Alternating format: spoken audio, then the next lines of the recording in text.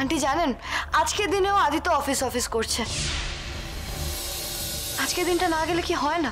বড় বৌমা যাও তো মা, একটু আদিকে বুঝিয়ে বলো তো এরকম পাগলামো না করতে।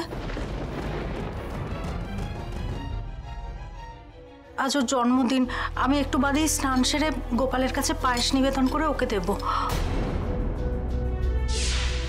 ওকে বলো যেন আজ অফিস না যায়, ওর থাকাটা কিন্তু খুব দরকার। আমি যাব? হ্যাঁ তুমি তো গিয়ে বলবে।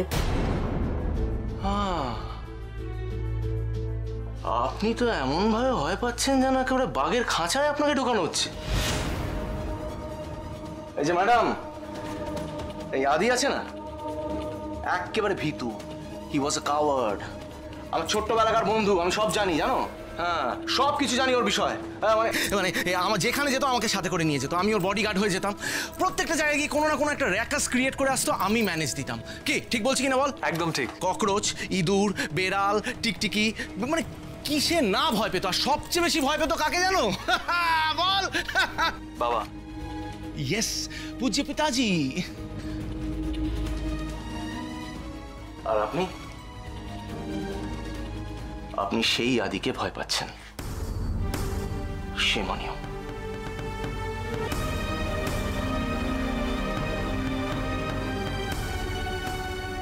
বড় বৌমা যাও মা, যাও আদিকে গিয়ে বোঝাও, ও তোমার কথা ঠিক শুনবে মা। কুচু পোড়া শুনবে। যাও মাধবী, বেস্ট অফ লাক। তোমার মুখ দেখেই মনে হচ্ছে তোমার খুব খিদে পেয়েছে, তাই না? জানো তো আমারও খুব খিদে পেয়েছে। চলো আমরা একসঙ্গে দুজনে বিস্কুট খাই। জানো তো কেষ্ট ঠাকুর, ফুলমণি না আমাকে খুব ভালোবাসে, আর আমি খিদেতে কষ্ট পেলে ফুলমণিও কষ্ট পায়। আজ সকাল থেকে তোমার কিছুই খাওয়া হয়নি, শুধু ফুলমণির জন্য কেঁদে গেছি। এখন আমার খুব খিদে পেয়েছে, তুমিও তো সকাল থেকে কিছু খাওনি। না না, খেয়ে না। আরে বাবা, তোমার কেষ্ট ঠাকুর তো দেখছি খুব দুষ্টু, তোমার কথা শুনছেই না। হ্যাঁ না গো, আমার কেষ্ট ঠাকুর একটু দুষ্টু নয়, খুব ভালো, আমার সব কথা শোনে। আচ্ছা, আসলে এখন বোধহয় কেষ্ট ঠাকুরের বিস্কুট খেতে ভালো লাগছে না, তাই না কেষ্ট ঠাকুর? দাঁড়া, একটু পরে তোমায় আমি নকুল দানা দিচ্ছি। আচ্ছা, কে গো তুমি? আমি আমি আমি আমি আমি হিমাদ্রি সান্যাল। মুঝসে দোস্তি করোগি? আমার সাথে বন্ধুত্ব করবে? আমি ঝাড়ন। ঝাড়ন? Interesting name. তোর নামটা তো খুব সুইট। আচ্ছা ঝাড়ন, তুমি এই বাড়িতেই থাকো? হ্যাঁ গো। তোমার ফুলমণি তোমাকে খুব ভালোবাসে বুঝি? হ্যাঁ, খুব ভালোবাসি। হিমাদ্রি, তুমি এ বাড়িতে এসে তোমার বাবার ঘরেই থাকতে চেয়েছো, তাই তো?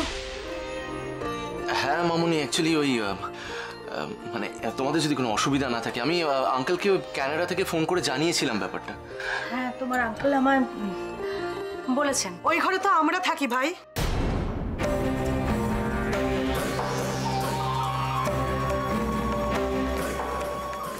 হ্যাঁ গো, ওই ঘরটায় আমরা থাকি গো, আর বহুদিন ধরে ওই ঘরটায় আমাদের সমস্ত জিনিসপত্র সাজানো গোছানো আছে। এত তাড়াতাড়ি হুট করে ওই ঘর থেকে বেরোনো, এটা অসুবিধা হয় না বলো তো? হ্যাঁ এক্স্যাক্টলি, অসুবিধা তো হয়। রাধেশ্যাম রাধেশ্যাম, কি বলো তো বাবা হিমু, আসলে ওই ঘরটা না আমাদের দু বোনের বড্ড প্রিয়, জানো তো? অনেক দিন ধরে আমরা ওই ঘরে আছি তো, খুব প্রিয় ঘর। কিন্তু দিদি, আমি তো তোমাদের আগেই বলেছিলাম হিমাদ্রি এসে গেলে তোমাদের ওই ঘর ছেড়ে দিতে হবে। আরে বললেই তো আর হলো না মেজো। না মানে ওই ঘরটাই তো আমাদের সংসার না, অতগুলো জিনিস একসাথে বের করা, তুমি বলো না, এটা কি চারটেখানি কথা? আমার মনে হয় এই ব্যাপারে আমাদের কারোর আর কোনো কথা বলা উচিত না, হিমুই সিদ্ধান্ত নেবে। মা তোমায় যেটা, কি ব্যাপার? Any problem? কি আবার হবে? তোর বাবা কথা দিয়েছে হিমুকে যে আমরা যে ঘরটায় থাকি, মানে আমি আর নূপুর যে ঘরটায় থাকি, সেই ঘরটা হিমুকে দেবে। এবার বল তুই আমরা কোথায় যাব? এবার হিমু যদি বলে যে যাব, বেরিয়ে যাব, এইভাবে বেরিয়ে যাব। এইভাবে কেন কথা বলছো? এক মিনিট। কাউকে কোথাও যেতে হবে না। নিজেদের মধ্যে প্লিজ ঝগড়া করবেন না, প্লিজ। পিসি কাম অন, তোমাকে কোথাও যেতে হবে না। ইউ উইল স্টে দেয়ার, তোমার নিজের ঘরে থাকবে ব্যাস। আঙ্কেল প্লিজ, আমি এই ঝগড়াঝাটি চাই না। তুমি একটা কাজ করো, আমার জন্য ওই ব্যালকনির পাশে যে ঘরটা আছে না, যেখানে আমার বাবা ওই মিউজিকের রেয়াজ টেয়াজ করতো, ওই ঘরটা আমাকে দিয়ে দাও।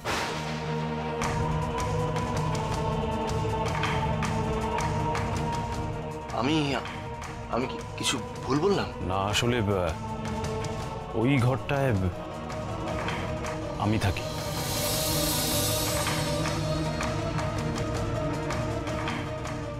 তোকে কোথাও যেতে হবে না, তুই ওই ঘরেই থাকবি। কুল, চিল। আমি আর এই কমপ্লিকেশনস বাড়াতে চাইছি না। বাবা হিমু, হ্যাঁ, বলছিলাম যে আমার আর তোমার আঙ্কেলের ঘরটা তো তুমি দেখেছো, ওটাও ভালো ঘর। তুমি ওই ঘরেও থাকতে পারো, আমরা না হয় অন্য কোনো ঘরে চলে যাব। মামুনি, বলছিলাম যে ওই বাবা মার ঘরটা কি খালি আছে? মানে ওইখানে কি থাকতে পারি? হ্যাঁ, তোমার বাবা মার ঘরটা খালি থাকে, ও ঘরে আমরা কেউ খুব একটা যাই না। বড় বৌমা মাঝে মাঝে গিয়ে ঘরটা পরিষ্কার করে দেয়। খুব ভালো, তাহলে ওই ঘরেই আমার থাকার ব্যবস্থা করে দাও। এবারে সবার প্রবলেম সলভ তো? হ্যাঁ, নাও স্মাইল এভরিবডি। হ্যাঁ,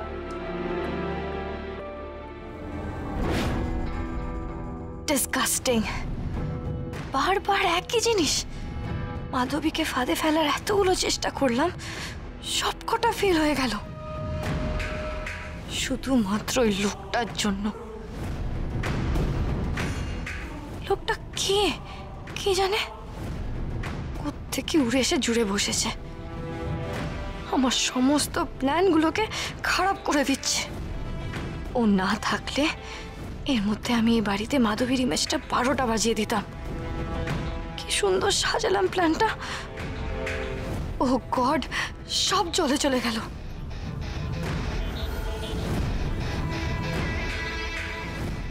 কিছু তো একটা করতেই হবে, এরকমটা তো চলতে দেওয়া যায় না।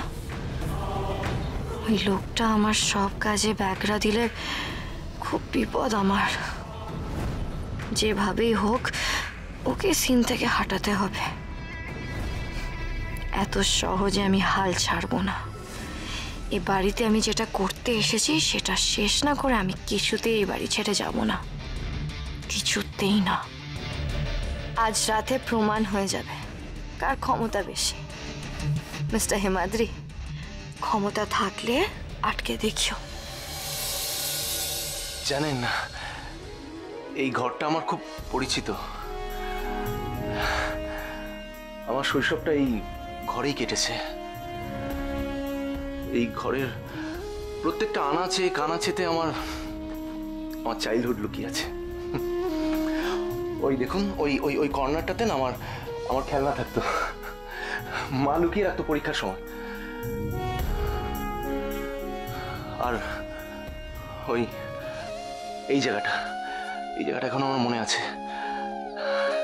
সেই ছবিটা আমার ছোট্টবেলার একটা ছবি, সেটা থাকতো।